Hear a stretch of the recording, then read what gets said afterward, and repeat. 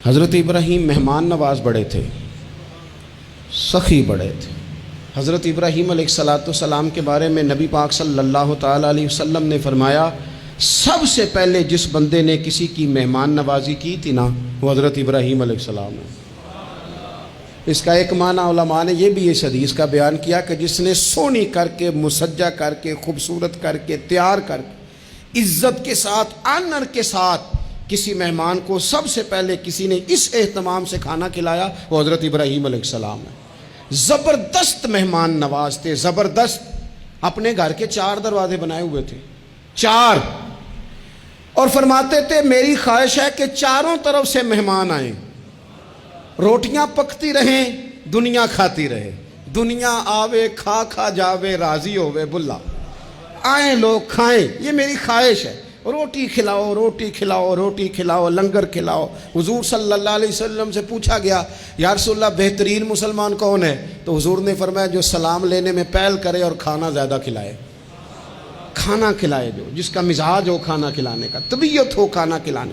حضرت ابراہیم علیہ السلام اتنی مہمان نوازی کرتے کہ نبی پاک صلی اللہ علیہ وسلم نے فرمایا یہ ترغیب و ترہیب میں موجود ہے۔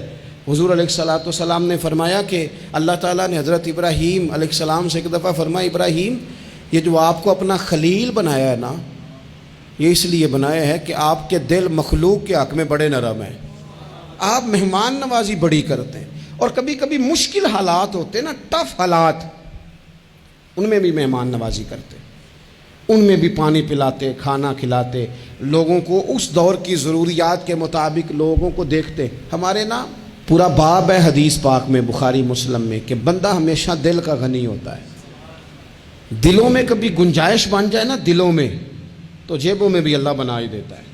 اپنے دلوں میں گنجائش بنائیں لوگوں کے لیے، اپنی طبیعتوں میں گنجائش۔ ہماری طبیعتوں میں گنجائش نہیں ہوتی، اللہ تعالیٰ بعض بندوں کو نواز دیتا ہے، انہیں چاہیے کہ وہ گنجائش رکھیں، کشادہ کریں اپنے دل کو، سینے کو۔ حضرت ابراہیم علیہ السلام نے نا ایک دفعہ قحط ہو گیا تھا، تو مہمان تو اب آئے بیٹھے تھے، بلکہ ان دنوں میں مہمان زیادہ بڑھ جاتے ہیں، کئی دفعہ زیادہ لوگ آ جاتے ہیں۔ اب وہ قحط کا زمانہ تھا، بہت ساری جگہوں پہ فصل ہی نہیں تھی، اناج ہی نہیں تھا، تو مہمان زیادہ ہو گئے۔ اب حضرت سارہ جناب ہاجرہ گھر میں موجود ہیں اور لوگوں کی لائنیں لگی ہوئی ہیں۔ حضرت ابراہیم علیہ السلام کا مصر میں ایک دوست تھا، حضرت حکیم الامت نے اس کو لکھا ہے، آپ نے نا اس کو کچھ سامان بھیجا، بوریاں بھیجی، فرمایا یار تیرے پاس گندم ہے تو ذرا گندم کی بھر دے بوریاں، مہمان بڑے آ گئے ہیں، روٹی کھلانی ہے لوگوں کو۔ حضرت ابراہیم نے وہ چند بوریاں اپنے اس مصری دوست کی طرف بھیجیں کہ گندم کی بھر دو، مہمان زیادہ آ گئے ہیں تو یہاں تو قحط ہے۔ اب وہاں جب گئے لینے کے لیے خدام اونٹ لے کے، بوریاں لے کے، تو اس نے کہا جی غلہ تو یہاں بھی ختم ہو گیا ہے، اب یہ خالی بوریاں لے کے واپس آ رہے ہیں۔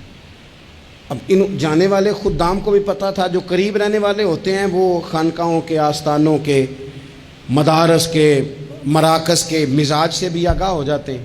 ان کو پتہ تھا کہ اب مہمان تو بیٹھے ہیں، بیسیوں، درجنوں، سینکڑوں، تو سب کو پتہ ہے کہ بھئی گندم آ رہی ہے، مصر سے آنا ہے تو کھانا ملنا ہے۔ اب بوریاں جب خالی آئیں گی تو بڑا مسئلہ بن جائے گا، ان کے تو دل کمزور پڑ جائیں گے۔ انہوں نے کہا کہ تسلی دیتے ہیں، ان کو تسلی دیتے ہیں۔ رستے میں نا کچھ ریت بوریوں میں بھر لی تاکہ فوری طور پہ دیکھنے والے پریشان نہ ہوں، ریت بھر کے لے جاتے ہیں اور پھر جا کے آرام سے رکھ دیں گے۔ پھر حضرت ابراہیم سے گزارش کریں گے، غلہ نہیں ملا، وہ ایک خوبصورت سا آواز کریں گے، لوگوں کو دلوں کو تسلی ہو جائے گی، اور پھر اگلا بندوبست کر لیں۔ اب وہ بوریاں ساری کی ساری ریت سے بھری رکھی۔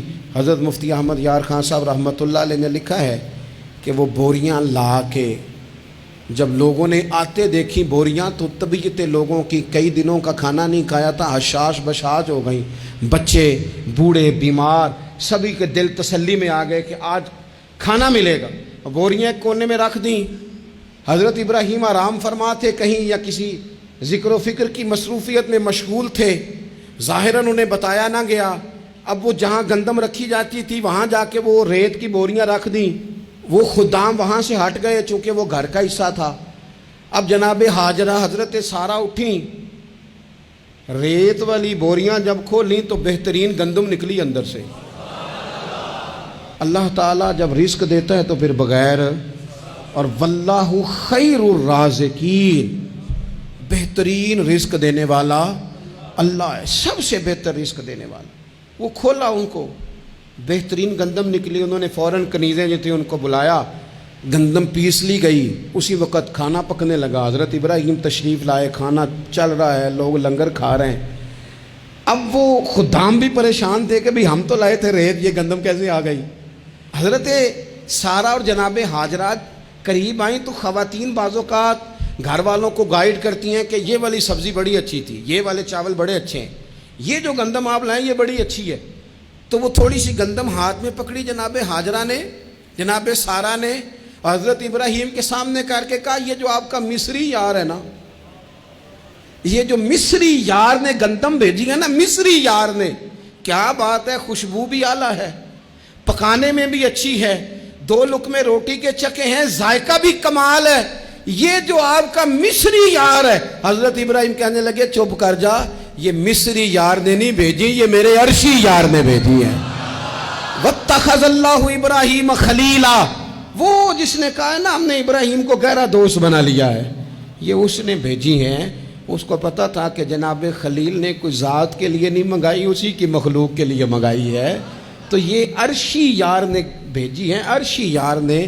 اور فرمایا جب عرشی یار بھیجے تو پھر کسی قسم کی کوئی کمزوری باقی رہتی نہیں ہے۔